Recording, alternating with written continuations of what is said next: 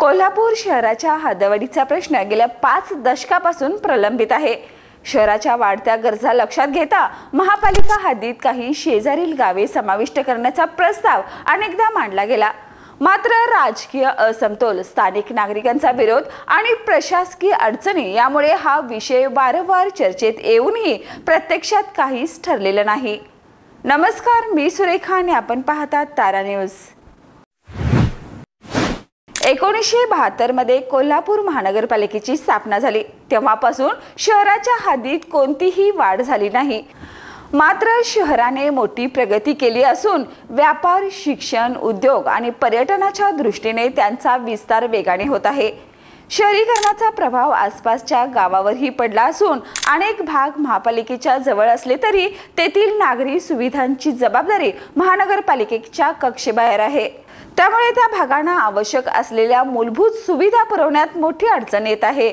महानगरपालिकेच्या हद्दीत समाविष्ट करण्यासाठी कळंबा, पाचगाव, मोरेवाडी, कंदलगाव, उचगाव, सरनोबतवाडी, उजळईवाडी, मुडशिंगी, गांधीनगर, वाळीवडे, गिरगाव, वाशी आणि वाडीपीर या गावांची नावे समोर आलेत।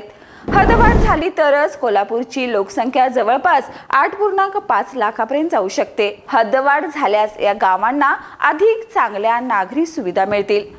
महापालिकेच्या कक्षेत आल्यामुळे तेथील रस्ते, गटार यंत्रणा, पाणीपुरवठा, आरोग्य सेवा आणि शिक्षणाच्या सोयीमध्ये सुधारणा होईल। यामुळे कोल्हापूर शहराचा सर्वांगीण विकास अधिक सुनियोजित पद्धतीने करता येईल। मात्र या निर्णयाला काही गावकऱ्यांचा विरोध आहे। स्थानिक नागरिकांना वाटते की हद्दवाढीमुळे त्यांना जास्त कर भरावा लागेल, तसेच महापालिकेच्या प्रशासनाखाली आल्याने त्यांचे स्वायत्त अस्तित्व संपुष्टात येईल। अनेक गावांना आपली ग्रामपंचायतीची सत्ता गमावण्याची भीती आहे। काही राजकीय गट आणि स्थानिक नेत्यांनीही या निर्णयावर आक्षेप घेतलाय, कारण त्यांना वाटते की हद्दवाढीमुळे त्यांची सत्ता आणि प्रभाव कमी होईल।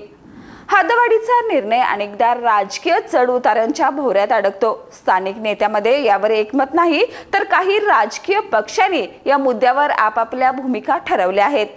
कोल्हापूर महापालिका, स्थानिक ग्रामपंचायती आणि राज्य सरकार यांच्यातील समन्वयाची कमतरता देखील या प्रक्रियेत मोठा अडथळा ठरत आहे। कोल्हापूरच्या वाढत्या लोकसंख्येला आणि वाढत्या गरजांना पूरक असा विकास करण्यासाठी हद्दवाढीचा निर्णय योग्य पद्धतीने घ्यावा लागेल। स्थानिक नागरिकांच्या चिंता दूर करण्यासाठी त्यांना सुरुवातीला काही सवलती देण्याचा विचार करता येऊ शकतो। तसेच महापालिका प्रशासनाने गावकऱ्यांशी संवाद साधून त्यांना या प्रक्रियेमधील फायद्याची स्पष्ट जाणीव करून देणे गरजेचे आहे।